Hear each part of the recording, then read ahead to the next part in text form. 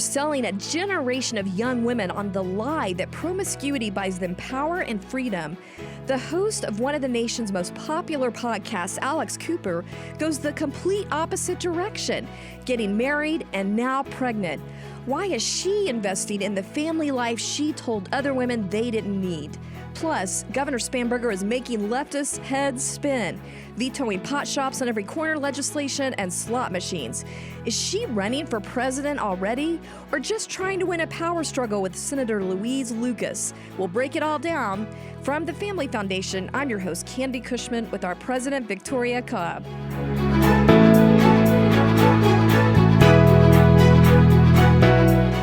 Well, welcome to Speak Up Virginia, everybody. Glad to have you back with us. And Victoria, I just wanted to start right out of the gate with this interesting news about Alex Cooper. Now, she has spent the last decade promoting promiscuity to young women, that this is how they can have the most power and be free and independent. But now she's made waves by announcing this shocking news that, she's gotten married a little bit before and now she's pregnant. Help us understand who she is and why this is kind of shaken up the young women world, and really it's been on the national scene. Yeah, I mean, we should start for some context in case people, I'm sure we don't have a lot of watchers of her, but for folks that maybe don't know about her podcast. So this is Alex Cooper. She is a 31-year-old host of a very popular podcast called Call Her Daddy. People might remember it, even if you don't follow it. You might remember that it came on the scene a little bit into the political space when she had Kamala Harris on it, because it was sort of like when Trump went on Joe Rogan. It's like these podcasts are becoming really a source where people even get political news, despite the fact that they're not political shows necessarily in this way. Yeah, it's really shocking because it is so profane, and Spotify says that she's like the most listened to among women. She has the largest podcast, and it's kind of gained its popularity from being about sort of raunchy hookup culture. It's really, I mean, the title of it is Call Her Daddy because it's sort of like about flipping the script, like the women are in charge and we want to be in charge of our own destinies, in particular in relationships and sex and those kind of things. And so she's just been this sort of, the extreme advocate for sort of the wrong kind of feminism, I would say, and just sort of, almost like just a liberation sort of mindset, like somehow anything other than free sex all over the place is binding or something. And even manipulation, this is not something I follow for good reason. Right. This is my point. Most of our viewers are probably not listening to this on the regular, but they need to know what it is. Like I said, it's the most popular podcast listened to by women. And so I went back and looked at some things, and really she was selling manipulation as a form of power. How women control men, can control men using sexuality in some cases. So it's just an interesting thing that now she's married. That's the first step, is just that she's married is interesting because she was the one that was sort of, kiss on the first date and then go all the way on the second date. Like so you don't think of that as a person who then is going to settle down and get married. Right. And she was very cynical of marriage. She's been very cynical of marriage because, again, it is more of it's the commitment, She doesn't seem like the type that is in favor of commitment. So she's married and now she's pregnant. And she's even been pro-abortion. Oh, very pro-abortion. It's just kind of weird when someone settles down and chooses the life that I would argue, has been kind of ripping. Yeah. Now, what's cool is we're happy for her. Good for her, because marriage and children are awesome. And so I want to put that out there and not sound like we're haters. Right. Because truly, she's hopefully experiencing the joy that comes from monogamy and commitment and security, and now being able to bring a new life into this world. It's super cool, but... Well, there's a interesting, really larger irony around this whole thing because, like Alex Cooper, the entire pop culture, Hollywood, most things that are streaming, they all push and celebrate this narrative that to have power and freedom, independence as a woman, you don't get tied down with marriage and children. Right. You need to live your selfish life. That's what's pushed. That is what's pushed. And the actual social science shows something very different. If you look at the actual social science data, different studies, it's not just one, showing clearly that women are more fulfilled and happier when they are married. Hookup culture is not what they claim it is, and I think that the studies are backing that up. Yeah, let's talk about some of those studies. We're going to put these images on here. There's a recent study, the Women's Wellbeing Survey. It's involved thousands of women, at least 3,000 U.S. women, ages 25 to 55. So you're hitting that core group there. Found that married mothers are nearly twice as likely to report being very happy compared to women that are single and childless. Yeah, I mean, I think it's not a small difference. That is, I mean, you are twice as likely. Think about that. I mean, and it's just such the opposite of the message that they're getting. So women almost have to navigate through a bad message to get to being more likely to be happy. Yeah. And they say their lives are more fulfilled, that they, that they, most of the time they have more enjoyment. I mean, it's just sort of every metric. And there's also sort of a mental health component of just more likelihood to have mental health components. I don't know if you want to talk about that part, but I mean, there's clear data that the younger that you are experimenting with sex outside of marriage, you are vastly more likely to have these mental health struggles, to have struggles with addiction, a lot of angst and pain. Well, because it's a falsehood that there are no strings attached, that there's no consequences to sexual activity. That's the thing that gets sold that isn't accurate, and so of course you're going to have struggles. So it is so irresponsible, even damaging, to spend a decade, as she has done, and many others in our pop culture, pushing an outright lie, really, that this is going to give you fulfillment, when for most women it's going to cause a lot of pain in their life. And I was listening to Allie Beth Stuckey talking about this. Oh, okay. And I thought she made a really good point that, okay, this ended well, as far as we can see on the surface, with this woman, that she is now married, having a fulfilling life, getting pregnant. But for most women that don't have this, privilege of being wealthy, having their own media empire, it's not going to turn out like that for them. Well, and also you walk, even for her, you're walking in a marriage with an unbelievable amount of baggage from your past. So there's, I mean, to me, even for her, it's right. That's the internal, not in the external. Right. But you're right, because so many women, I mean, some completely miss the age of fertility completely. Mm-hmm. So the having a child thing goes out the window because you bought the lie for so long, and then you can't have a child. Some just don't. You're it's like too late before you realize, like, oh, this isn't really what I had hoped. Well, I saw an article by one of our friends, UVA professor Brad Wilcox, and he highlighted some of these statistics that we're talking about. We'll put another one on here showing that nearly half of married mothers say their lives feel meaningful, most or all the time, versus only 1/3 of single childless women. But then there's the flip side of this, what women are believing versus what the stats say after they experience, some of these lifestyle choices. So it's just a huge disconnect, what they believe versus what we know the social science data is backing up as true. So you've got these other studies that Professor Wilcox had highlighted showing that, and we didn't have a graphic for this, but I'm just going to state this, that only 32% of women believe that women who marry and have children live fuller, happier lives. And us as women, we all know that. We know when we were in college, when we're going through this life, we are not hearing that we're going to be happier married with children. Yeah. So most of us are believing that lie. 55% of single women believe single women are generally happier, but it's actually the exact opposite when they start experiencing life. Yeah, I don't think there's any question about that. And I just have to add in one little sort of, since we talk about politics a lot here too, childless women are actually one of the highest demographics that also vote for liberal Democrats. And I think it's because they want big government to take care of them. Mm-hmm. Like, I hate to say it, but that, like, they're reaching for large government expansions because there's something missing. If you're fulfilled and you're happy, you don't need a lot of government. And so I just think it's interesting. Anyway, I know that's so an what aside, you're saying is they have the highest percentage of Karens. Yes. I guess so. They're reaching out saying, I want more entitlements, I want more benefits. And when you're married and fulfilled, you don't look to the government for that. You're working on that with your spouse. So I just think that's interesting. Anyway, I know that wasn't where you were going, but. Well, it just, again, this is a cultural lie with very high costs. You've got the Alex Coopers of the world spending a decade selling this lie to women that sexual promiscuity is going to equal happiness. And yet the women who listen to that end up the least happy demographic in the country. So that's crazy. Well, hopefully she will now experience motherhood, and maybe she can roll back some of these views and realize, like, oh, I have an enlightened view now. Well, it's interesting with Taylor Swift, and now there them are entering folks getting married, getting married and having kids. So they say it makes you, that these things also tend to make you a little more conservative and a little more, and I mean, so there's truth to that. Maybe we'll see some as some of these folks age and get wise. They come back around. I will say. Just a lot of what she was promoting, I'm sorry, but it was almost like promoting a culture of prostitution for women. I mean, I'm just going to be that graphic. And it made me think when I did this, I did a news story back in the day when I was a reporter, and I interviewed women in the sex industry.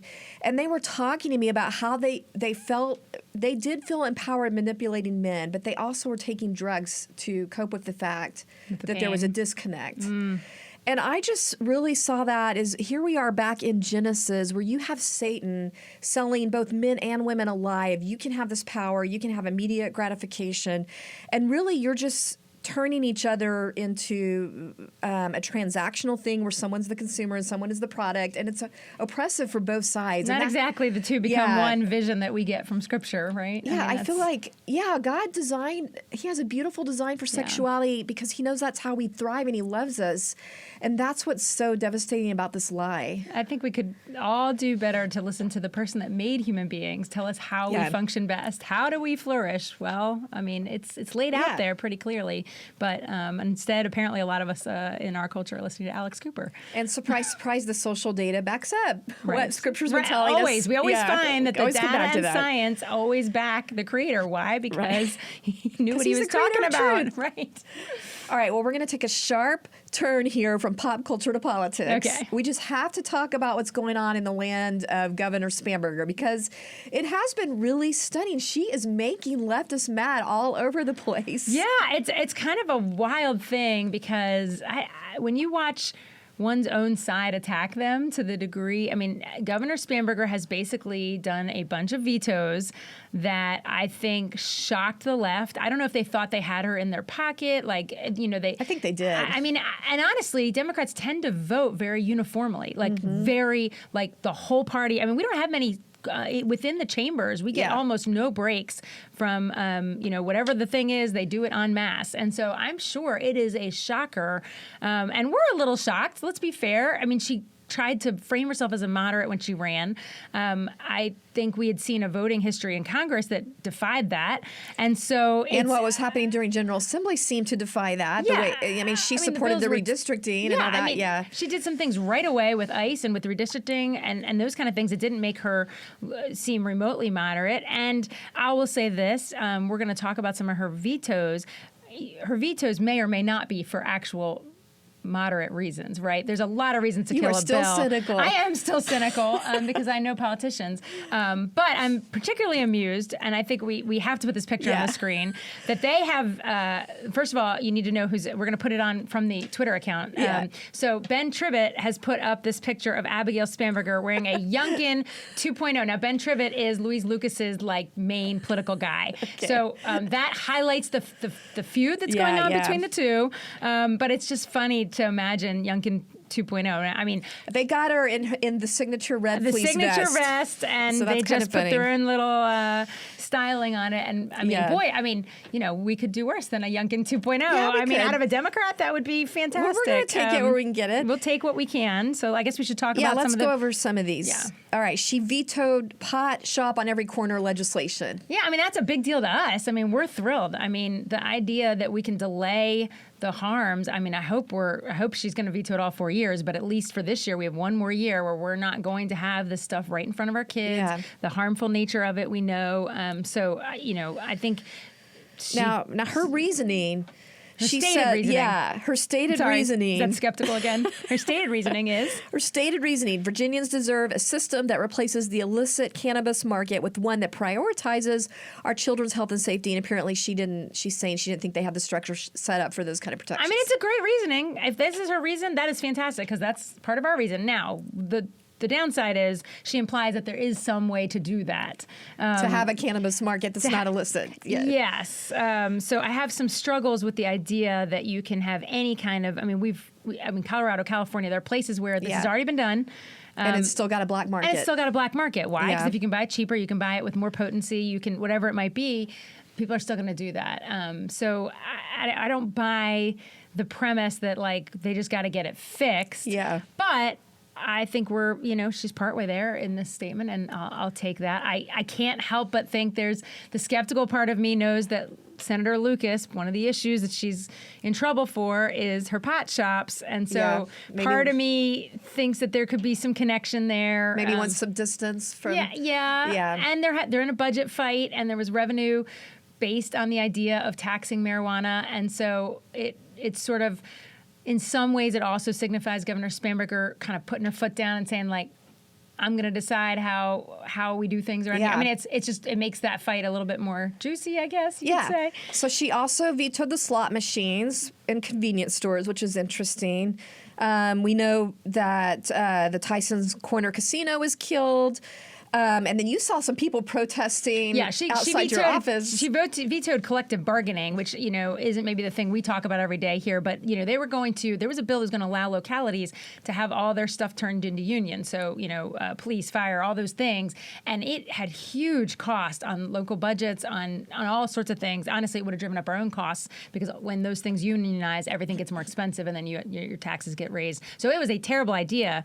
But I think Democrats are maybe the most shocked that she vetoed that one, because that's kind of a quintessential Democrat principle, is like the worker against the employer and all that. And so that she is really taking some heat for that. Public heat. Sometimes when folks dispute and they have issues, they don't make it quite so public. This feels like it's an open, like we're actually firing bullets at each other on the internet. Yeah. I mean, just Democrats after Democrats, which is kind of wild to watch. So it gets back to the question, why did she decide to do all this? And another theory out there is that she does have presidential aspirations and she wants to work on that moderate. She's been really low in the polls lately.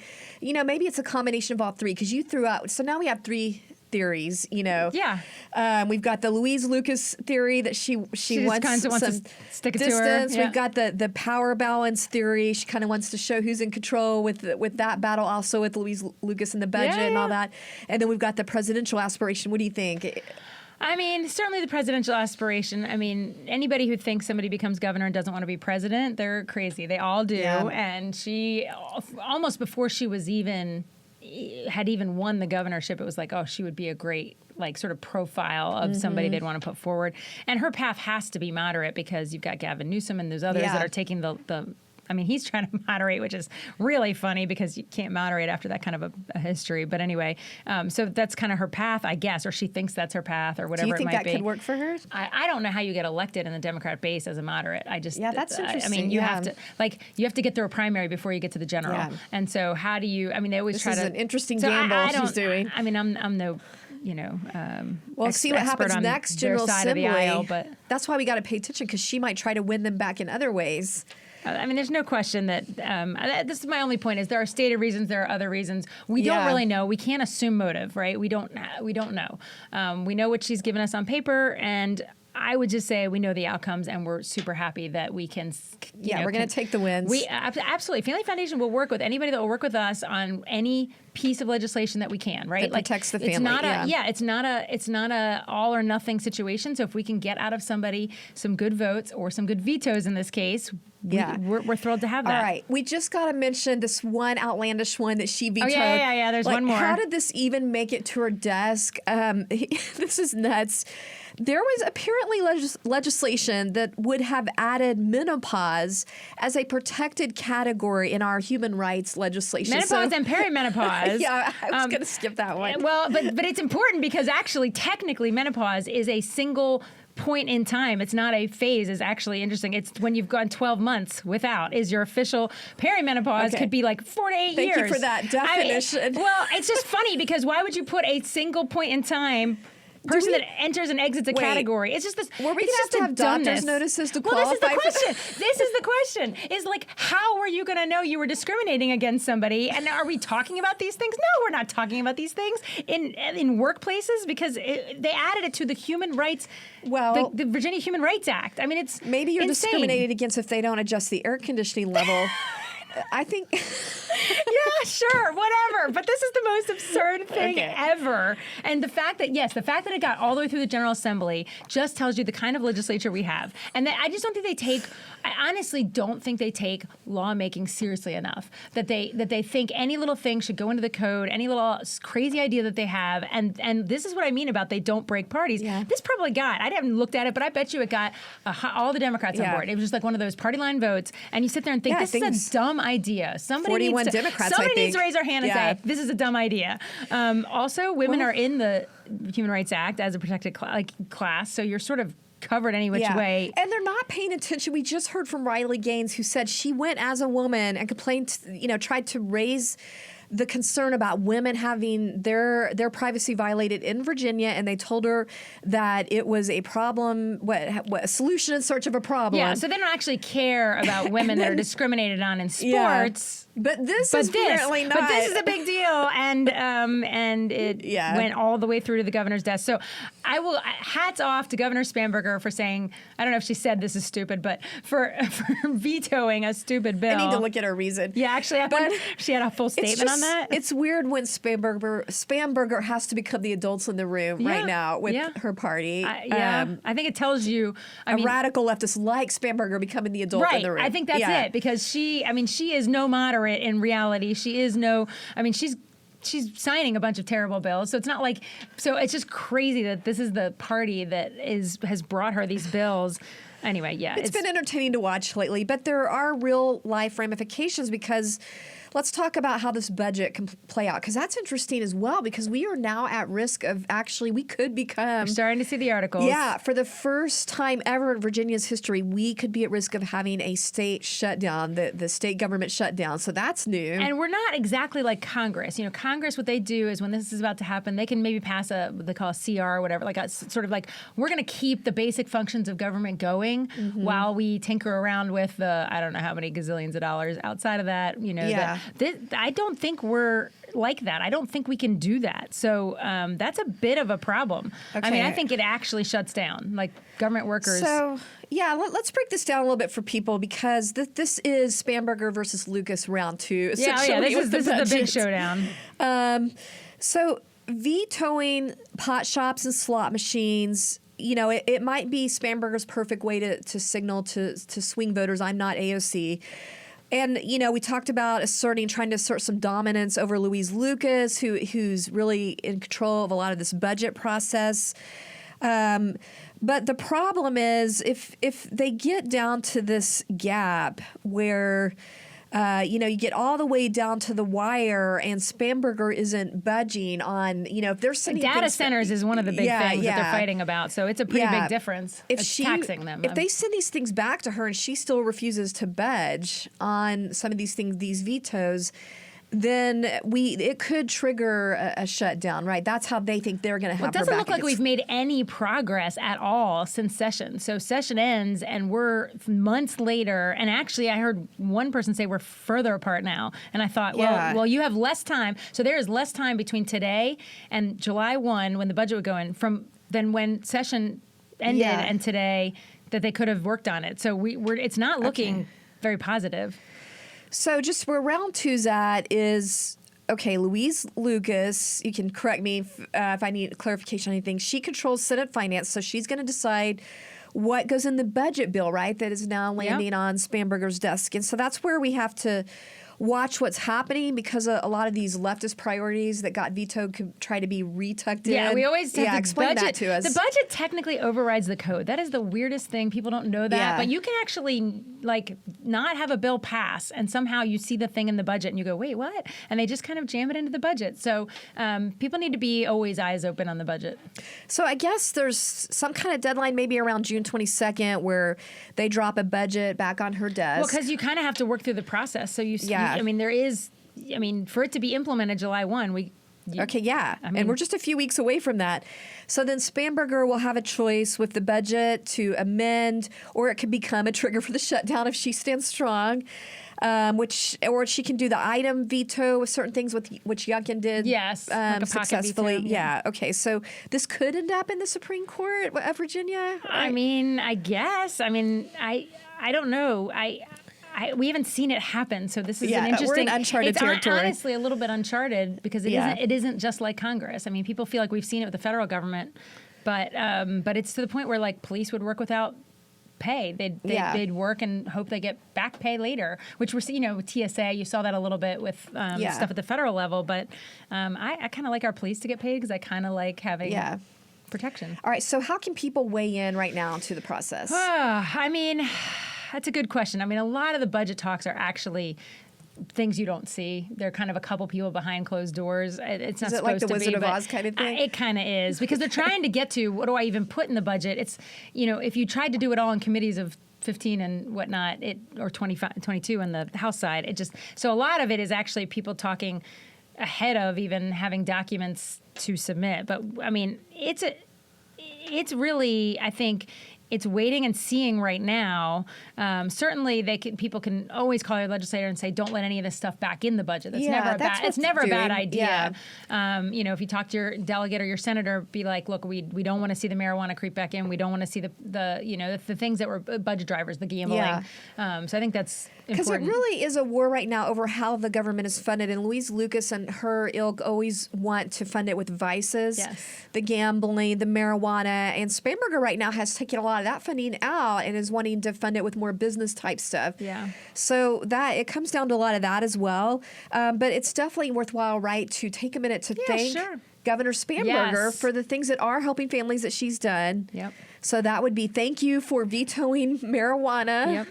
And she's slot taking machines. a lot of heat. She might appreciate some thank yous. I think that would be good. We want to reinforce good behavior. Always. So we're going to put the link to contact Governor Spanberger in the description notes of our YouTube show. So if you want that, you can head over there. If you're listening on Spotify or something, head over to our YouTube and get that link.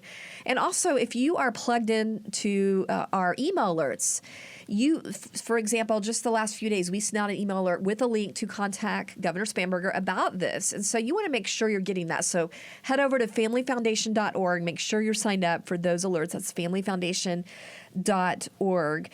And, I know this fight is far from over. We're going to keep you in tune. And you need to know when to call and email, just because it could, as you were saying, come down to the wire. Yeah, right? Once we get a budget, we'll want to act. I mean, we'll want to, after looking through it, we'll want to call our legislator and all that also. So. Well, thank you for joining us, everyone, for another Speak Up Virginia. Remember, we are stronger when we speak together, and it's so important for you to share this podcast. We have the playlist on YouTube. You can find us just looking for Family Foundation or the Speak Up Virginia show title, Speak Up Virginia. Make sure and subscribe and share it with others, whether you're on YouTube or Spotify or Apple. There are many ways for people to hear this, and we need to be getting the word out as much as possible. We'll see you next time.